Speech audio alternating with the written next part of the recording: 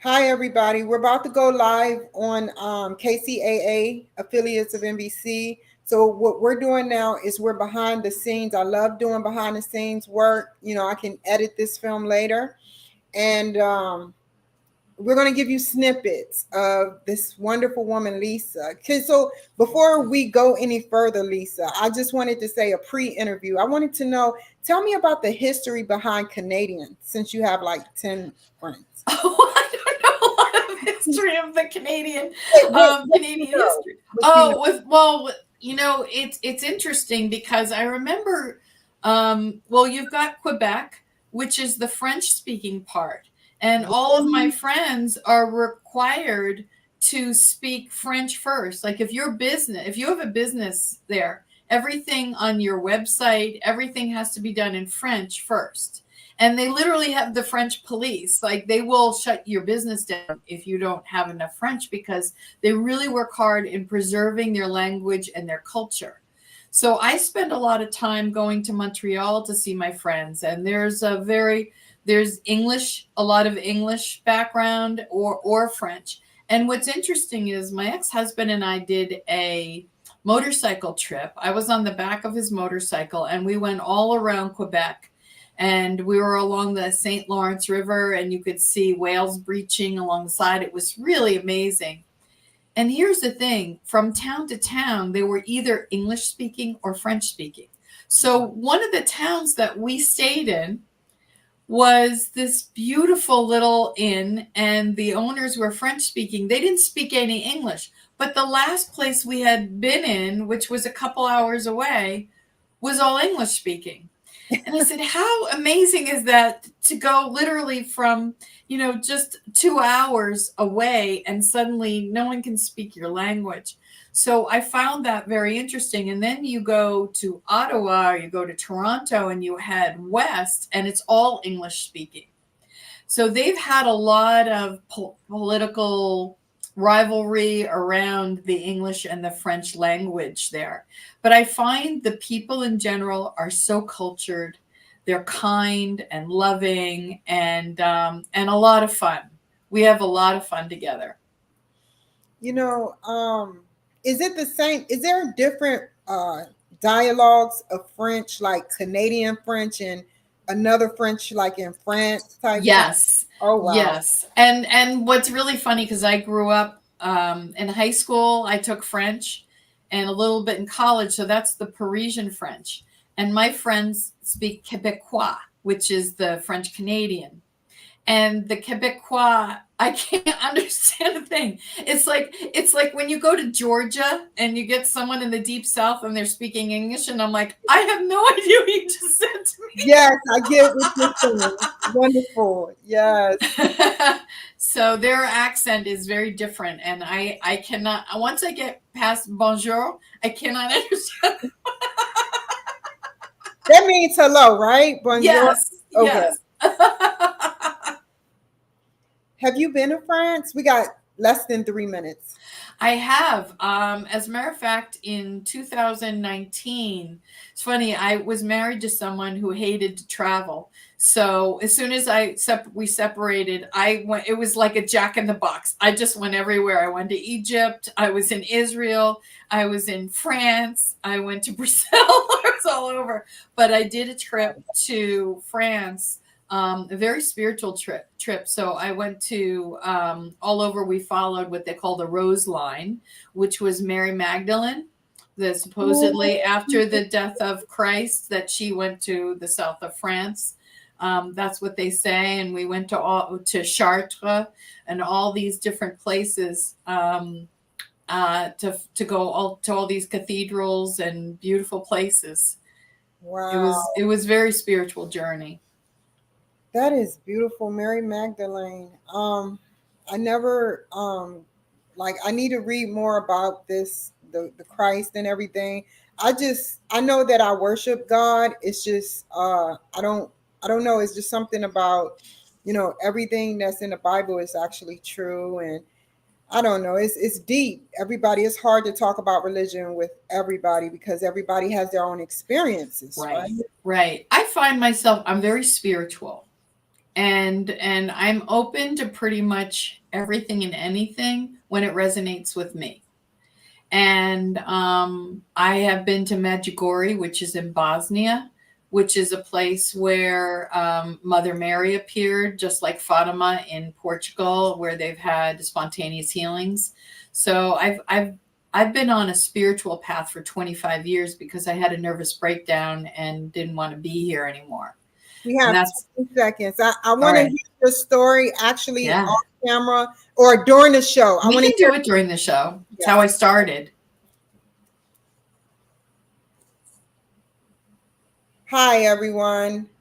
Welcome to the Kimberly Cloud Show. I'm your host, Kimberly Cloud. Okay. Welcome to the Kimberly Cloud Show. I'm your host, Kimberly Cloud. I have a very special guest for the show today. Go ahead and announce to the world who you are and where you're calling from. Well, my name is Lisa Schermerhorn, and I am actually calling from the great state of Vermont. I've been here full time for 8 years, and I live in a log home on top of a mountain with beautiful mountain views. Wow, we're going to get into everything today. I wanted to know first about your past, present, and future. Yeah, so with my past, as a child, I had learning disabilities that were undiagnosed. Okay. So when I was in kindergarten, everyone started reading and doing their numbers, and I was completely lost. So imagine if you're in kindergarten and you can't read and you don't have the foundation, then every year after that was just felt like a failure to me. I spent every summer in summer school. I was deeply depressed. I didn't understand why anyone wanted to be around me or to be my friend. And I just felt stupid. And I got bullied a lot. And by the time I got through high school, I got to high school and then discovered that I was very artistic, and I loved that. But my parents were concerned about me becoming a poor, starving artist. So they insisted that I go on to college. And I did get into school in Boston, where I met my former husband. And I just thought, I'm never going to do anything special. I'd get married and have children, and that'll be I had jobs. I used to work in the fashion industry in New York City, but nothing was ever like exciting for me. And then by the time I was 38, I had a nervous breakdown and I didn't want to be here. I was deeply depressed, and I was going from therapist to therapist, and no one was able to help me. Sometimes I was going 2 and 3 days a week. And someone suggested a hypnotist. And I was like, a hypno what? Aren't they going to make me quack like a duck? Like I just didn't get it. But I was so desperate, I went, and she changed my life. Because what I realized was those people who are up on stages who make people do all those silly things, it's very different than therapeutic hypnotherapy. And so what I learned was, if you meditate, we are actually have 5 different stages of brain frequencies that we go in and out of. So right now we're in beta, right? That's our conscious mind. If you have ever meditated, if you've ever daydreamed, that's the state of alpha. And that's also where hypnosis is. And you can also go down to some other states, delta as well. Those are deeper states. So what's beautiful about that is that when you have an experience as a child, those belief systems and programming that happens, because it is programming, that happens in these other brain frequencies. Because when you're developing, you're in all these different states. So when you're a child, when you're born, you're in delta, which is a really deep state. Then you go into theta. Theta is the state of ultimate creativity. So that's why when you see children running around and the way they play, like a branch can be a bird or a tree or a horse or a gun, whatever that is, that's the state of creativity. That's where those beliefs are stored. So if something happened to you, if you think about where you grow up is part of your programming. If you grew up in the city or the country, Your religion is part of your programming. Your parents' beliefs and their experiences, their beliefs around money, your experiences as a child around money, all of these things program you. On top of that, you also inherit beliefs. Yes. So this the science of epigenetics, where they had mice, and what they did was they gave them an electric shock every time they smelled a particular smell. Their grandpups ran just by smelling the smell without an electric shock. Wow. Yeah. So we can take on, let's say you have a grandparent who survived something tragic, and they now have this belief, let's say they don't trust anymore. You can be born with that belief system, and it's not yours. That is powerful. So okay, so what you're telling me is we have to unprogram the negative things that we have been programmed in our minds through our generation that birthed us. Yep. Wow. I've taken people back 10 generations, some people.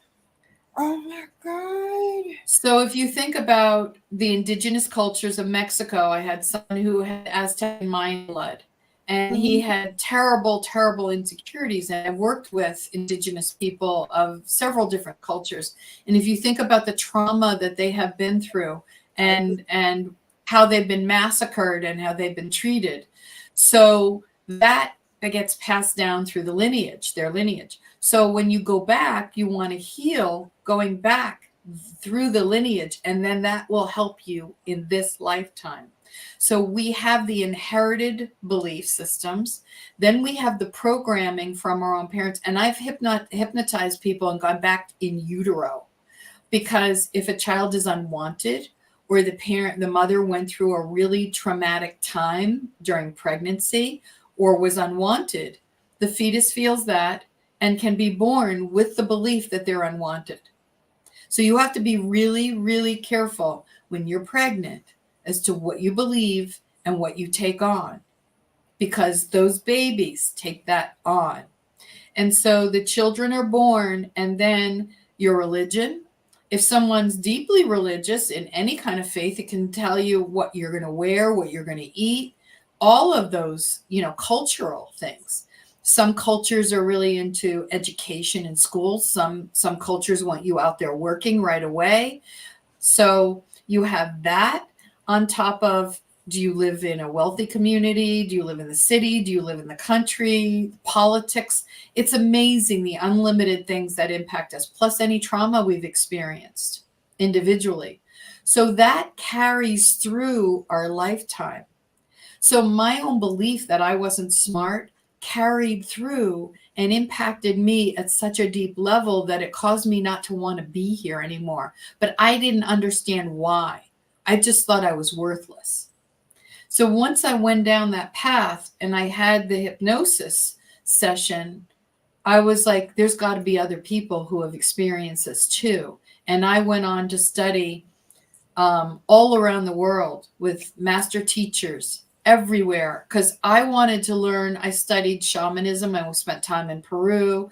I've studied with indigenous people. I've spent time in the jungle. For those who don't know what shamanism, I kind of know. Tell the people what shamanism is, please. So shamans are indigenous people. They're in Peru. I worked with some in Costa Rica. There are some in Siberia. They're all over, and they're indigenous and the Native American culture. They are the medicine men and women. They're connected to the earth. They work with the herbs. They do a lot of work with ancestral healing. So they have their own, it's not a religion, but they have their own belief, and they work with the spirit world, the animal spirit world, the earthbound, with the plant medicine and things like that. So I was curious and decided I wanted to learn. So there's ancient techniques and tools that I use, as well as cutting edge and newer, things that are out there. And I went on to study, because the more I did this studying, the more I worked on me, the more tools I had to help other people. And so that has been a huge part of my journey was just, there's it's in the first chapter of my book, And Every Belief is a Lie. I was married. I met my ex-husband. I was 19 years old. We were together 29 years and we'd gone our separate ways, but I was terrified of being alone. And so one of the women I studied with, who was a mentor, had just completed a course on firewalking. So it's called Sundoor is the company. Tony Robbins, if you know Tony, he does firewalking and some of his, the people who train them. She was trained in teaching people how to facilitate firewalking. I didn't really care about doing firewalking. To learn how to, like, if I got a bunch of wood and spread it out in my yard and had people walk fire, like to teach me how to do that for other people. I wasn't interested in that. Mm-hmm. I knew that I needed to go inward and figure some things out in my life. So the week consisted of breaking arrows from the soft part of my neck. The point went there. I bent a 10-foot piece of rebar from my throat. So I had that in my neck, and there was a fellow who had it in his neck, and we walked together and bent it. And I have that piece of rebar in my yard as a reminder of bending that. Do you feel that is supernatural? No, it's about your mindset. Understood. It's all about mindset, and that if you set your mind to anything. I walked 4 feet of broken glass, broken wine bottles. I have video of it on my LinkedIn, watching me walk it. And then every night we walked 7 to 10 feet of red hot coals. And to graduate, I had to walk 40 feet of red hot coals. Can I ask a question? I know that's ancient stuff that they did, and it's wonderful. I would love to do something like that, like when I'm ready. That's a mental challenge for anybody. What I want to know is, could they come out, because obviously it has something to do with the heat on your feet and some type of energy source seeping from there. Now, what I want to know is, can they create something that is like not a laser, it's something that can cut through you, but some type of LED light that gives you energy? So I don't know, walk through that. I don't know. I'm just thinking of things. Well, I don't know about technology, but what I will tell you is we have our own energy field, right? If you talk to people with the Chinese use the term qi. We have qi energy. So the fire has its own energy called the noom. Same thing as the qi. You need to have your energy at or above the level of the fire's energy, and you will not get burned. So you never want to walk when you're depressed. You never want to walk when your energy is low, when you're like, just really down and victim mentality, because you'll get burned. People do get burned all the time. So I was terrified. I was absolutely terrified to do that 40 feet. And one of the people in my class said to me, asked me how much fire I had walked that week. I said, well, we've been here, 6 nights. I've walked 7 to 10 feet a night. So yeah. And he said, so you've walked 40 feet already, haven't you? And I said, yes. And he said, then this should be a piece of cake. Now go. And something in my mind switched and went, oh, I've already done this. And I walked it. It was my easiest walk the entire week, and I didn't get a single burn. My feet were hot. I had flip-flops on, and when I drove home, I had the air conditioner on my feet, but I didn't have a single burn. Well done, Lisa. Like, seriously. I want to get into, you're an amazing person, man. Let's get into the questions, because I really want to know more. Okay, what made you get into this field? Well, the reason why I got into this was because I was suicidal. And right. And so I started doing all this work for me. And what I realized is that I had a gift in helping others. And so I realized that God was doing this for me, not to me. Right. Yes. And so my business has evolved over the years because I feel like I have almost like this business metaphysics, if you know what I mean. It's like I have this great connection to source, and yet I love to work with people who have never done this work before. So it's kind of like I'm the bridge to help people figure out why they're here, what their purpose is, remove all the blocks, remove the belief systems that are getting in their way. But because it's done with hypnosis, I can access it fast, right? Because you can, at beta, you can talk about this stuff for 20 years. I have people say to me, man, I can't believe after 6 sessions, I just worked out something that I've been with my therapist on 20 years on. I agree. I can see that. I wanted to know, like, what you do is very, very powerful. Tell me about an instance where, because we're off script now, tell me about an instance where you've actually helped somebody unblock their theta or beta. I'm not familiar with those. Because the reason why I'm asking this is because I listen to the 369 frequency, and I listen to 534, I believe, and all the frequencies I can get my hand on. Steve Jones, I think his name is Steve Jones. He has a hypnosis where he talks through a powerful sound, and it helps. So tell me about that. Well, binaural beats, right? Yeah. Where they have, so binaural beats work through headphones, and they'll play certain beats in one ear and adjust 1 or 2 frequencies off in the other ear. So what happens is you've got these frequencies and your brain will automatically go in between. So these frequencies are healing frequencies. And the higher the frequency it is, the higher the level that you'll go. There's another state called gamma, which is what the Tibetan monks are in, because they will meditate for hours at a time.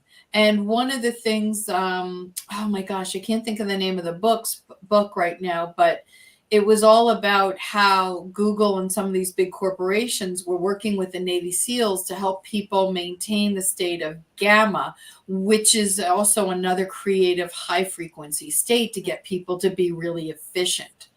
So these different brain frequency states are very powerful in changing belief systems. So I have used those states. As a matter of fact, I got introduced to a company using virtual reality and binaural beats. I was vice president of their business development company. This was about 8 years ago. And what happened was they brought me in, and I was at Shriners Burn Hospital in Boston. I went to all the hospitals. I went to Tufts Medical Center and said, hey, these virtual reality glasses, I was helping them put together programming to help reduce pain, so that to get these kids at Shriners who were on all these, opioids, you're creating a generation of kids who are now going to be addicted to pain meds. We were talking about that. Yeah. So these are also virtual reality helps with memory loss, all kinds of things. It was amazing. But guess what? The medical system is married to the pharmaceutical industry, and the doctors get paid accordingly to promote their medication. So here I am going into the hospitals, and the doctors are like, well, how do I get compensated for this? And so it was a very frustrating, amazing year of my life where I was involved with this company, and I really believed in it, and I still believe in that work. But there wasn't a way to make it viable in these hospitals because they all work based on pharmaceuticals and getting paid through insurance. And that was not covered by insurance yet. I don't know if it is now. It may be, but they were working on that. Do you stand behind that work, that VI or VR, virtual reality, and what you were doing with binaural beats help? Is this the statistics state it helps reduce pain? Because it's helped me tremendously. I've never used virtual reality with it, but I use binaural beats and everything else. And I have 2 broken wrists and a broken shoulder. So that lets me know that it worked on my end. How about you, Doc? Well, I've worked with people in pain. I'm actually certified to help people reduce their pain levels using it's basically guided meditation. There's no difference between hypnosis and guided meditation. It really is the same. So what we're doing is, what happens is you have a nervous system that gets an overload. So what happens is you have a traumatic accident, something happens, and now you've created a pain path that's going back and forth. So what happens is the more you're in that pain path, the more you're basically digging a hole that's getting deeper and deeper, and that pain keeps going. So you can reprogram the pain levels or lower the reaction of your nerve endings, so that you don't have that kind of pain. Now, I never want to completely get rid of pain if someone's got a broken leg or something like that, but get it to a manageable level so that they can function, and then they can have a life, Now, have I always been successful? No, there are some people who I've not been able to get pain down, and it's hard, but it makes me sad when I can't do that for people. But for the most part, yeah, I've had success in getting it down. At least I'm always checking in from a 10 to getting it to at least a 3, so it's manageable, or an 8 to a 2, and sometimes you can, release it completely. If you would have came to the hospital after my C-section maybe 20 years ago, and you asked me how my pain levels were, sometimes we are so stuck on the medication. It's like programming our mind to the fact that we like, no, it's not working, and we don't believe it's working, so it's not going to work. So I believe it works. Now, speaking of that, in the contrary, you stay in a higher frequency than us, which is the great log cabin you stay in. That is a long frequency. Your frequency is, I'm down here, you're up here. You know what? I don't know about, I never say above and below. I don't like that terminology because we're all the same. No, But well, the frequency of yeah, being in nature, right? Because I don't have the reason why I'm here. I used to live in New York City. I've traveled cities. I've lived in Boston. You have 5G towers, you have all this radiation and EMFs bombarding you. And when I go back, because I have family in Boston, when I go back there and I get around all that traffic and I get around all of those cell towers, I literally can feel my body vibrating. exactly. And so getting back here and being close to nature's and hug a tree, like trees love to help you. Just as they remove the carbon dioxide that we exhale and then they generate oxygen for us, they also love to recycle our pain. And one of the things that I love to do is go put my back to a tree and sit at the roots and meditate and ask them to take my pain. And you'd be surprised, physical, emotional, mental, spiritual. And just being in nature, getting grounded, be barefoot. It's very powerful. And a lot of people don't know enough about it. Getting your hands dirty, getting your hands on the ground. The air quality out there is more quieter, but the air quality out there is more better than the air quality down below. And that's what I was meaning. Like, and another thing I wanted to say was the fact that you stay in the mountains, like I'm not saying that you're above anybody, but it's just better to be up in the mountains because it's nature, like you said. Right. I wish I could do that because it's quiet. It has the quietness frequencies of the animals, and it's just amazing. And speaking of that, we're going to move to your 3 books. Tell me about those. So 15 years ago, I was sitting across from a psychic at some fair, and I was like, oh, this will be interesting. I've never done this. And they said, where's your book? I was like, what book? They said, you have a book that you're going to write. It's going to be a bestseller. I'm like, get out of here. And then it just kind of took hold in my mind. And I just, from there, I just thought about it a little bit. And then a couple of years later, I sat down and tried to write, but nothing was coming because I had this underlying belief that I wasn't smart, right? So I was like, what do I have to say that hasn't been said before?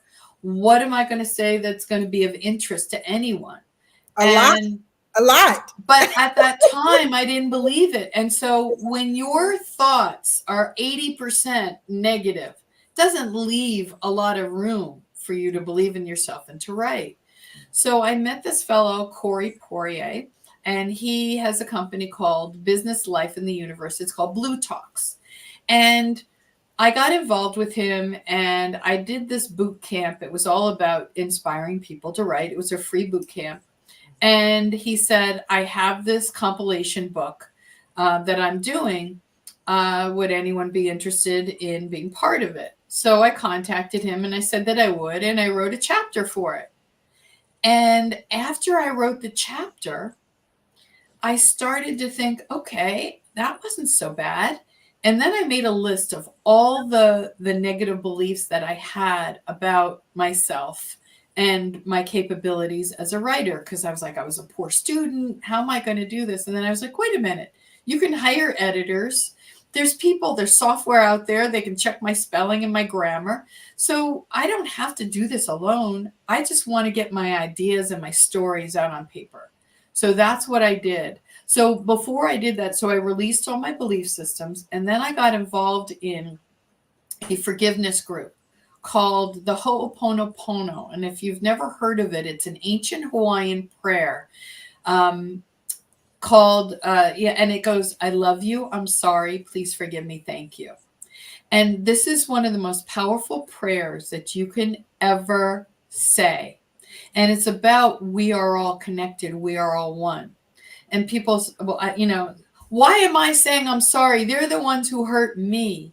And it's really about the collective. It's about a higher level. Like when you see someone in court and someone has murdered someone's child and they have the courage to stand up and say, I forgive you.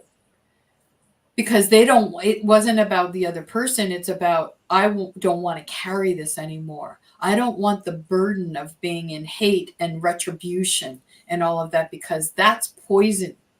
I don't want to carry that. So what I did was I got involved in this Ho'oponopono prayer.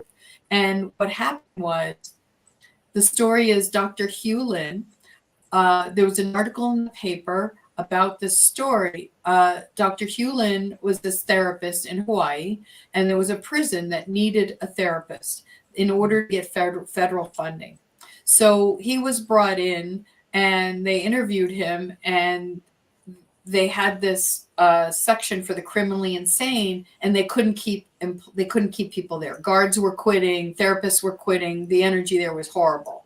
And they were like, we're desperate. We need to hire someone. He said, well, I don't see individual clients. I pray over their files. They're like, you're nuts. We can't hire you. 3 months later, they were desperate. They hired him. And slowly, the prison population of that section slowly either went to back to the prison population or went to mental health facility.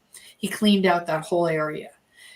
And Dr. Joe Vitale, who was in The Secret, saw Dr. Hewlin's article about what happened. He flew to Hawaii, met with him, and he wrote a book called Zero Limits. And that's where he talked about the Ho'oponopono.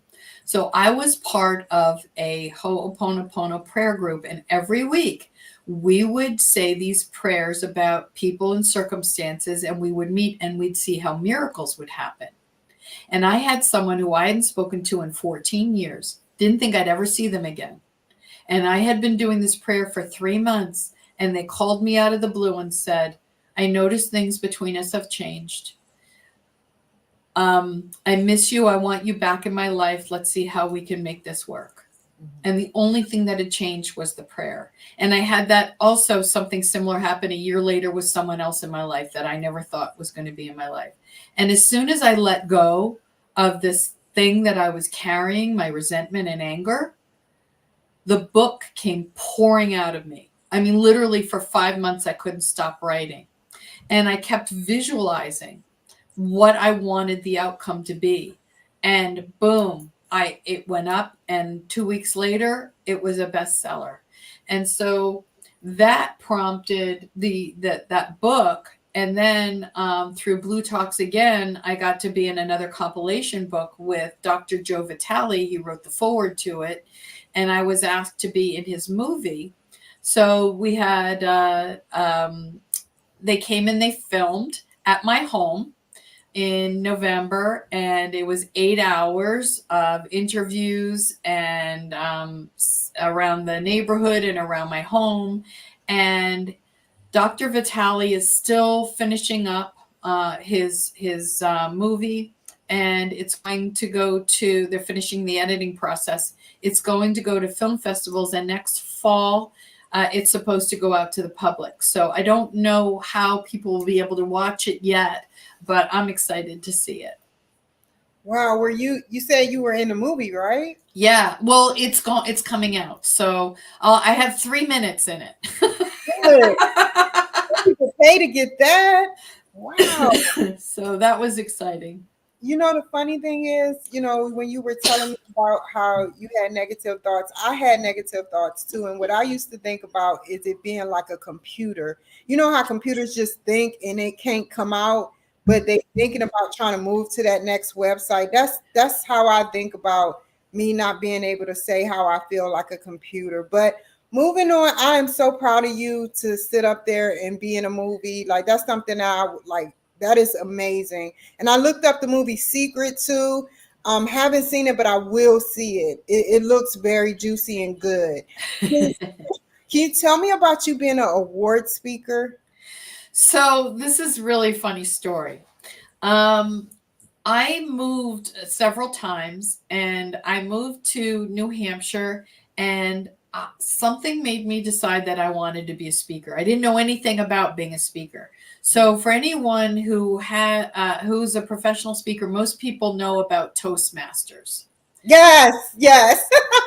Right? So I joined Toastmasters, and we had this incredible group that met every Friday morning at 7:00 in the morning. Sure. And it was a lot of professional speakers. And those people who were in that group gave me some of my biggest breaks. And one of them, it was a funny story. So the awards that I won were within Toastmasters, of all of these best speaker awards. And then what happened was I got the opportunity. One of my first speaking gigs in front of 100 people was at the Depression and Bipolar Association in Boston, out of McLean Hospital. And I was excited and nervous all at the same time. And I was having it recorded. And I have a friend who was a stand-up comedian who helped me pepper my speech with some comedy. So I knew it was funny. I get up on stage and it's crickets. No one is laughing, nothing. It's like I was speaking to a group of people who were barely breathing. I was like, what's going on? And I got more and more anxious and more nervous, and I started to speed up. I just wanted to get off the stage. I was so nervous that I was waiting for them to take the hook and pull me off the stage. And I finished my talk, and all of a sudden the whole room lit up, and they were all raising their hands and asking all these questions. And I was confused because no one was laughing and no one was engaged. Because one of the things that I love about being a speaker is when you're on stage is you can pull that energy off of the audience, and you have that relationship. And that wasn't happening here. One of the biggest mistakes I made is when you're a speaker, you want to find out who your audience is, right? So the last person who raised their hand and asked a question, they said, sometimes, it's really hard when you're on lithium because you don't feel the high highs and the low lows. Now, I was speaking in front of a whole group of people who were heavily medicated on lithium. I get what you're saying, like on medication heavily. Yeah. Yeah. So they didn't feel. So I thought I was going to speak in front of a group of professionals, and instead I was actually speaking in front of a group of patients. They were basically numb. They were completely numb. I get it. So tell me, what is to you a winner mindset? So there's something, I actually got trained in this. The fellow I trained with was the head trainer for the New York Jets.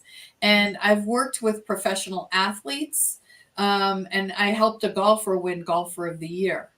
And the winner mindset is really important when you're playing, because you need to be relaxed and you need to visualize. They've actually had stories of Olympic athletes who have been injured but still continued to train in their mind. So they would go through their routines over and over again. And even though their body wasn't going through it, they were actually reinforcing and were doing amazing work once their body healed, that they weren't behind. So you want to work on and focus on what you want, not what you don't want. Because if you think about the game of golf, when you think about where you don't want the ball to go, that's where it goes. And it's the same thing in life in general. And I love to think about the game of golf as the game of perfectionism, because every thought you have, if you're intimidated, you're angry, whatever you're feeling at that moment is a direct reflection of that game. And when people are, the more relaxed they are and the more fun they're having, the better they're going to play. So I always work with that and having a growth mindset and releasing all of those doubts and giving them tools in order to release those doubts so they have the tools themselves. Well said. I have another question. Tell me an excerpt from all three of your books, even though you were included by other doctors in the last two. Tell me about excerpts that's really important that you can remember for all three of your books. Oh my gosh. Well, the first book that I was part of with Blue Talks is actually the first chapter in the current book, "And Every Belief is a Lie." So in that book is the Firewalk story. Gotcha. Yeah. And that was the impetus for me, because after I walked 40 feet of fire, then I was like, I can do anything. And the book goes through stories of sections of my life, of stories, and then I give tools. And then there's questionnaires at the end. So I talk about hypnosis. I talk about neuro-linguistic programming and the differences between the two and how they've impacted me. I talk about the emotional release method, which is also a tool that I use, where people focus on when we have something difficult that we experience in our life, we can store it physically, right? We talked about that in the pre-talk, where there's the body-mind connection. So you think about, if you close your eyes and think about something that's negative, you're going to feel it in your body. So I give people tools to release it, because when you can release that, then you're not carrying it anymore. It doesn't mean you're never going to feel that emotion again, but now you've released it at a deeper level. And I'll share a story. A very close friend of mine passed away, and I was asked to speak, do the eulogy. And I hadn't physically seen her in a long time, because she was in a different state, different part of the country. And when I got down there, I discovered some things about her that broke my heart. And I felt really guilty, because I thought maybe I could have prevented her death or done something to help her. And I was just, it was heartbreaking. And on my flight home, there was a gentleman, complete stranger, was sitting next to me. And he said, "Your right eye is bright red. Yeah. Are you okay?" And I was like, "What?" And I looked in a mirror and I saw it looked like I'd been punched in the eye, like all the blood's red, that it was completely red.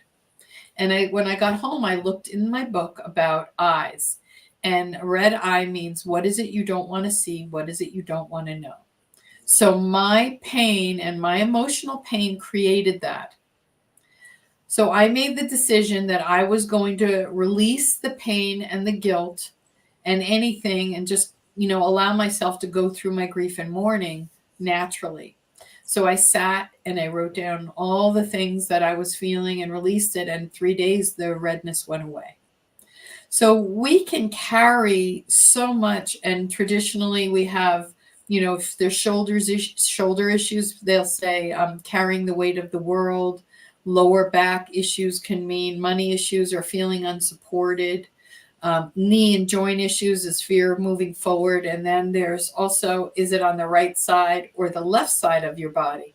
The left side is the feminine and the right side is the masculine part. So the masculine is the moving forward and the feminine is the receiving. And we want to be in balance because there's the divine feminine and the divine masculine. We need to have both. Because when you're out of balance, it's not good for anyone. So all men and all women have both of them in us. So you caught me off guard because the one with the other blue talks, I can't remember which chapter right now. AI, you want to use virtual reality. Well, you did use virtual reality to reduce pain. Where in the future do you think, or how in the future do you think AI would affect pain, relieving pain, and where do you think it's going to go with it? Well, I don't know anything about AI per se, but I know that there's a lot of really amazing technology out there. There's scalar wave technology that helps reduce and help people heal. There's something called the beamer. There's something called the Healy that I use myself that helps beam frequency. And because we are all, it's all sound and light, I've used something called a wave watch where people wear it and there's sound frequency that helps heal. And I have a friend going through cancer treatment and her wave watch helped her with the chemotherapy, all of the symptoms. So, and that's something, if someone's interested, I can tell them because I get them $100 off. I didn't know we were going to go there, but there's all, and I also work with stems, patches that reverse aging. There's EE systems. I have been a huge student in looking at ways that we can heal our bodies physically, mentally, emotionally, and spiritually. And the first part is our food. We need and taking care of our body. So moving and exercise. I live on a mountain road. I walk and I, to keep myself in shape as much as I can because this past winter, I couldn't leave my house. My driveway is 1/8 of a mile long. I had to snowshoe out to a neighbor with my laptop and all my books in my hand to get to my office. My neighbor could drive me down because Tell me about the tow truck being towed by the tow truck. So Vermont has extra seasons. Okay. So we have in the fall, we have these magnificent fall season and it's like it's magical. And then the leaves fall and we have something called stick season because the snow hasn't come yet and the leaves have fallen. And so we have that. And then in the spring, we have something called mud season because we have dirt roads here, lots of them. And I live on one. So what happens is in the spring, when it starts to thaw, the dirt roads start to thaw as well because they have this frost that keeps them firm all winter. So as that's thawing, we sink into feet of mud, 1 feet to 3 feet of mud, and it can be quite dangerous. It's one of the things that I can't stand about living in the state. I love most everything else, but the maintenance of the roads in the spring. And so we had this massive storm. We had 4 feet of snow.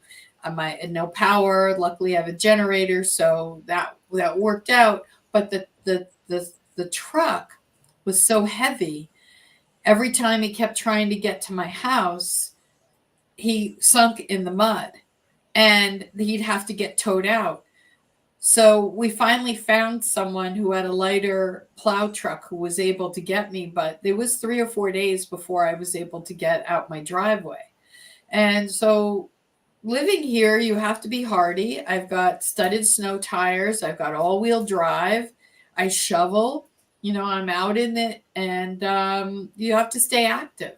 And that's the life that I've chosen. I love it. I love it here. I ski. I live near 3 ski mountains and have a lot of fun.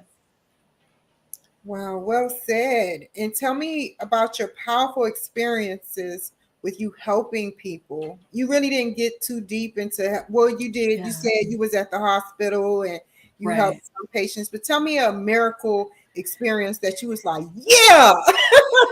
Well, I have those all the time because what I'm doing is I'm taking people back through their lives, through this negative belief systems that are holding them back. So once you release that, it's like they're putting these glasses on where they're seeing the world through a new set of lenses, right? So all of a sudden the sky looks bluer, the grass is greener. I had a client this morning. I mean, she went through horrific sexual abuse. Horrific. Mm. And generally it's tends to be family members, grandparents, fathers, you name it, it happens. But um, she went through hell. And the thing is that when you have that kind of traumatic experience, your body can often feel that it's still in that kind of situation. That's what PTSD is. And that's when you have this fight or flight. Now, I want to preface this. I am not a mental health counselor. I am not a licensed, I didn't study psychology.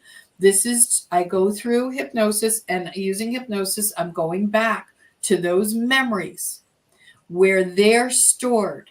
And you can ask someone if they go through their timeline and ask them where that is, they know they're in it, right? You can tell when someone's thinks they're still in it versus it's in the past.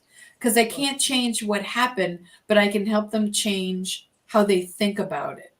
So it took her back to those horrific situations and get the emotion out so that she's neutral, and help her heal those younger versions of her and let her know she can take her power back, give the perpetrator shame back. Because one of the things that always happens when there's a perpetrator is they need someone to carry their shame for them.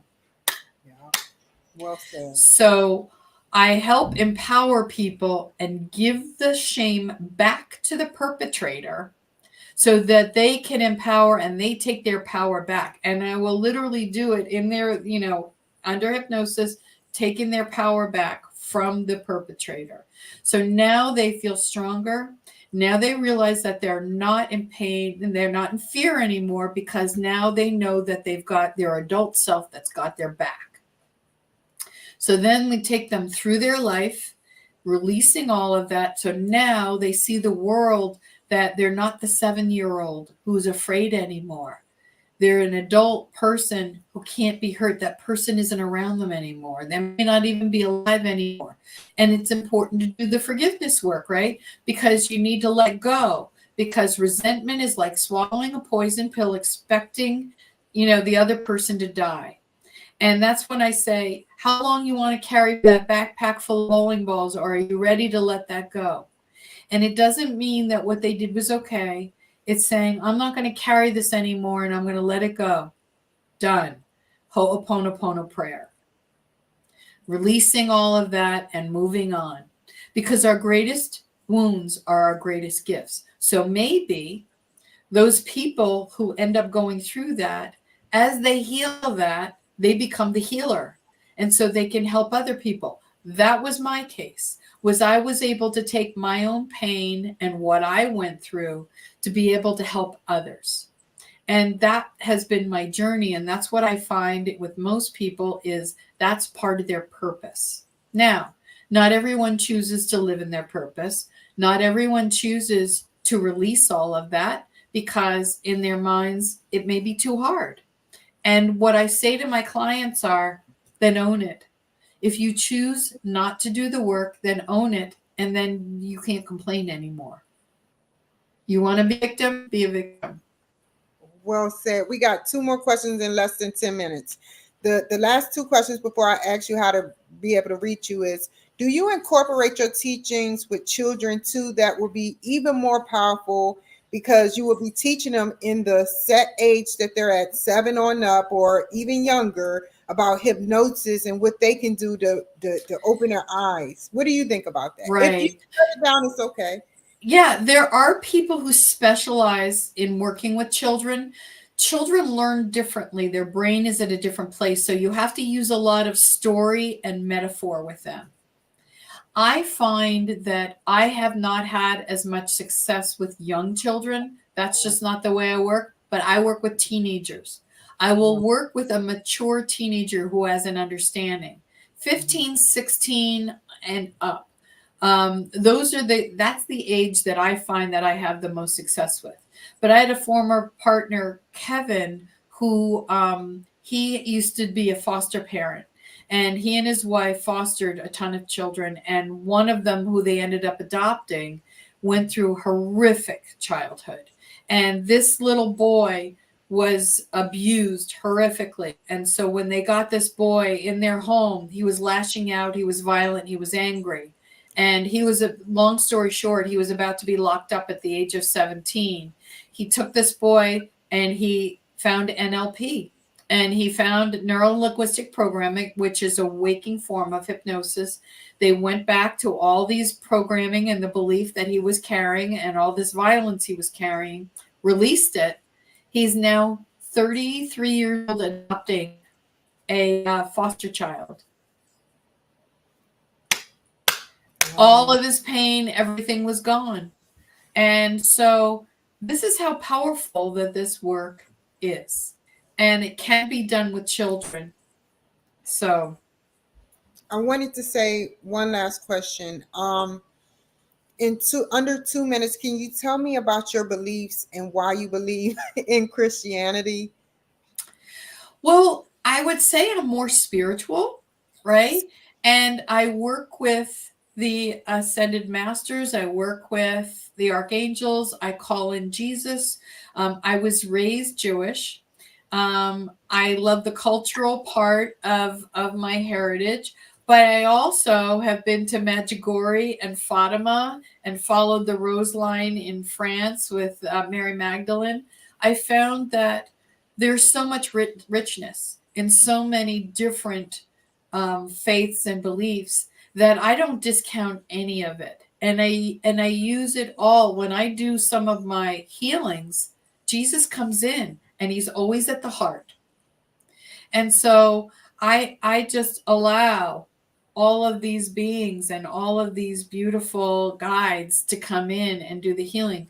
And I always say you don't have to believe in it for it to work. Understood. And how can, I hate to do this, but how can the people reach you? No, I'm thrilled. So you can get me through lisamindset.com. That's my website. It's also Lisa Schermerhorn Coaching, but Schermerhorn's really hard to spell. So I shortened it, but you'll see Lisa Schermerhorn Coaching. I'm available on Facebook, on LinkedIn, on Instagram. I have a YouTube channel where I have a bunch of videos. And, I always love talking to people. You're not obligated. If you want to have a conversation, I'll, do a free 20-minute consultation to see if my work is right for you, because I'm not for everyone. But if you're open to this work, I've helped people lose weight, quit smoking, helping them with fear, helping them with all kinds of things, and eliminating the ancestral beliefs that are carried through, and end it with you, so you don't carry that down to your children. Well said, Miss Lisa. I want to thank you so much for joining my show. Stay on the line. Thank you all for watching my show. I got like 30,000 and everything. And I hope that you have a wonderful day, you guys. I'll be back on here later. Thank you, guys. Thank you.